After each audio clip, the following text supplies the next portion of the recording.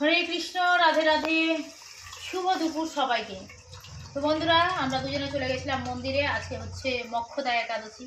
সেখানে আমরা প্রসাদ পেয়েছি, সাবুর খিচুড়ি, আলুর দম আর মিষ্টি কুমড়ার পায়েস। তো আমাদের প্রসাদ তো খাওয়া হয়েছে, জল খাওয়া হয়নি। আর এই যে দেখো, বরবাবু সকালে দুটো ডাব কিনে নিয়ে এসছে, কারণ আমরা দুজনেই একাদশী। তো জল এমনিও খাবো, যদিও ডাবের জলটা খেলে এনার্জিটা লস হয় না আর কি। ডাবের জল সবার জন্যই উপকারী। তো দেখো কাণ্ড কি, দুটো ডাব কিনেছে অথচ পাইপটা নেয়নি। এখন রিনাকে বলছি পাইপটা আনো, নাওনি, দিয়েছে। সে কি পাইপ দিবে না? সে দিবে কি দিবে না আলাদা কথা, তুমি ডাব নিয়েছো, তাহলে তুমি কি পাইপটা নিবে না?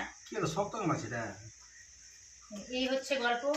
তো আজকের মক্ষদা একাদশীর দিন হচ্ছে গীতা জয়ন্তী। আজকের দিনে গীতা পাঠ করা খুবই ভালো, বা না হলেও কোনো অধ্যায়ে একটা শ্লোক অবশ্যই পড়া উচিত গীতা। আজকের দিনে গীতা দান করা ভালো। আমরা দুটো গীতা দান করে এসেছি দুজনে।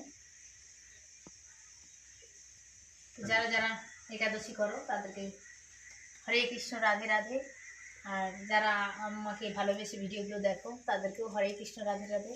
সবাই ভালো থেকো, সুস্থ থেকো, রাধে রাধে।